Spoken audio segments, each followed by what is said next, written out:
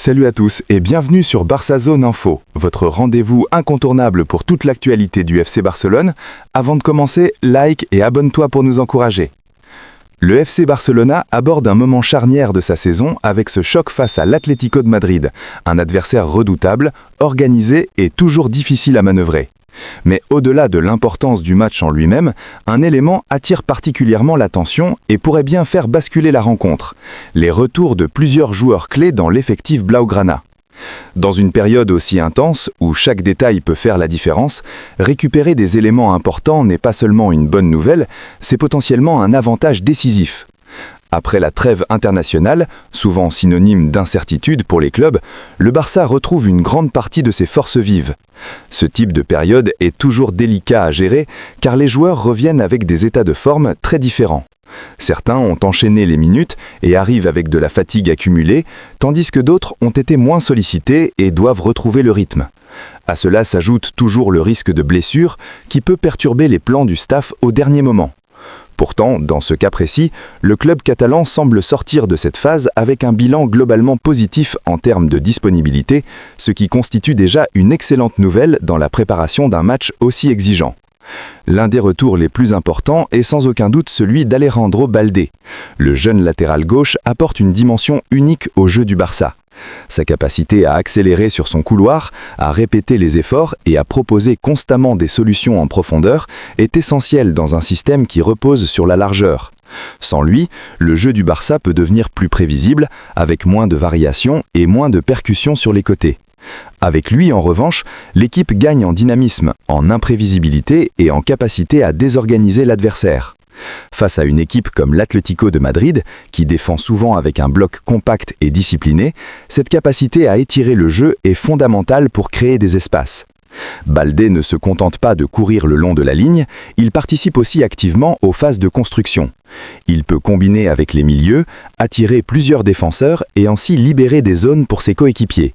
Ce type de mouvement est crucial face à une équipe qui cherche à fermer les espaces.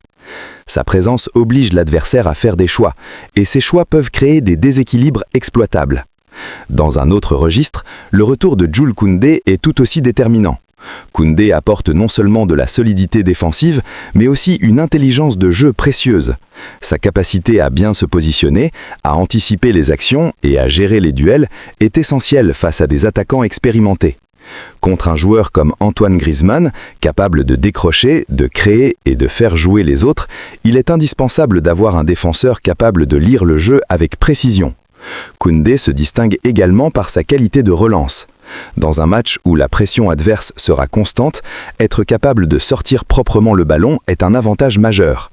Cela permet au Barça de garder le contrôle du jeu et d'éviter les pertes de balles dangereuses dans des zones sensibles. Son rôle dépasse donc largement la simple défense, il participe pleinement à l'équilibre global de l'équipe. L'apport d'Eric Garcia, même s'il attire moins l'attention, est aussi important dans la gestion globale de l'effectif. Dans une période où les matchs s'enchaînent, la rotation devient essentielle pour maintenir un bon niveau de performance. Eric Garcia offre une alternative fiable, avec une bonne lecture du jeu et une capacité à s'intégrer dans le système de l'équipe. Ce type de joueur peut faire la différence sur la durée d'une saison. Au milieu de terrain, la situation de Frenkie de Jong mérite une attention particulière.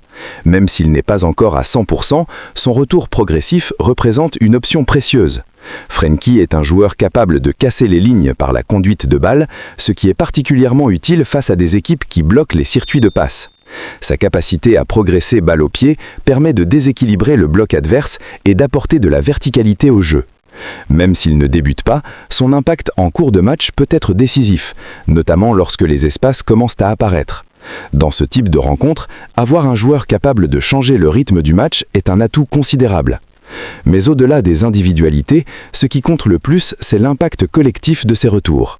Le football est un sport d'automatisme, et lorsque plusieurs joueurs importants sont absents, ces automatismes se dégradent. Les déplacements sont moins coordonnés, les passes arrivent moins naturellement, et l'équipe perd en fluidité.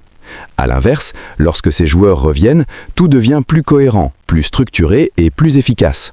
Cette amélioration ne se voit pas seulement dans le jeu, mais aussi dans l'attitude générale de l'équipe. Les joueurs gagnent en confiance, les prises de décision sont plus rapides et l'équipe retrouve une certaine sérénité dans les moments clés. Quant d'Opac, il ne faut pas ignorer les absences, notamment celle de Rafinha. Son profil apporte de la vitesse, de la percussion et une capacité à créer des situations dangereuses dans les 1 contre 1. Son absence oblige l'équipe à s'adapter, à trouver d'autres solutions et à redistribuer les responsabilités offensives. C'est dans ce contexte que d'autres joueurs doivent prendre le relais. Marcus Rashford, par exemple, peut apporter une menace différente grâce à sa vitesse et à sa capacité à attaquer la profondeur. Il offre une alternative intéressante dans un registre plus direct, capable de mettre en difficulté une défense sur des phases rapides. Gavi, de son côté, apporte une intensité précieuse. Son pressing, son engagement et sa capacité à récupérer des ballons peuvent perturber le rythme de l'adversaire. Dans un match où chaque duel compte, ce type de joueur peut faire basculer certaines phases de jeu. Sur le plan tactique, cette rencontre s'annonce très disputée. L'Atlético de Madrid est reconnu pour sa rigueur défensive et sa capacité à rester compact. Cela signifie que le Barça devra faire preuve de patience et de précision pour trouver des solutions. L'utilisation des couloirs sera essentielle pour étirer le bloc adverse, mais cela devra être fait avec intelligence pour éviter de s'exposer aux contre-attaques. La gestion des transitions sera donc un élément clé du match. Sur le plan mental, les retours de joueurs apportent un avantage important.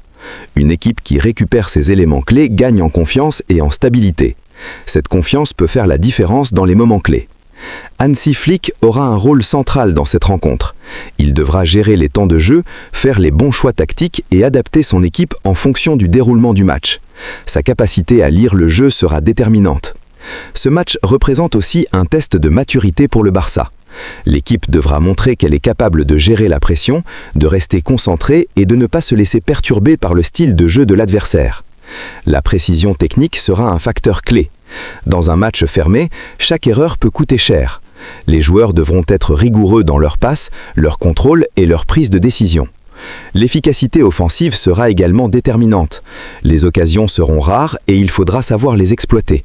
Le réalisme devant le but peut faire toute la différence. Défensivement, la communication sera essentielle pour maintenir une organisation solide. Chaque joueur devra être attentif aux mouvements adverses et réagir rapidement. Le rôle du gardien ne doit pas être sous-estimé. Dans un match serré, une intervention décisive peut changer le cours de la rencontre. L'apport du banc sera également un élément important. Les joueurs qui entreront en cours de match devront apporter de l'énergie et être immédiatement efficaces. L'aspect émotionnel jouera également un rôle. Ce type de match génère une forte intensité et il faudra savoir la gérer pour rester lucide.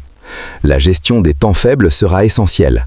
Il y aura forcément des moments où l'équipe subira et il faudra être capable de rester solide sans paniquer.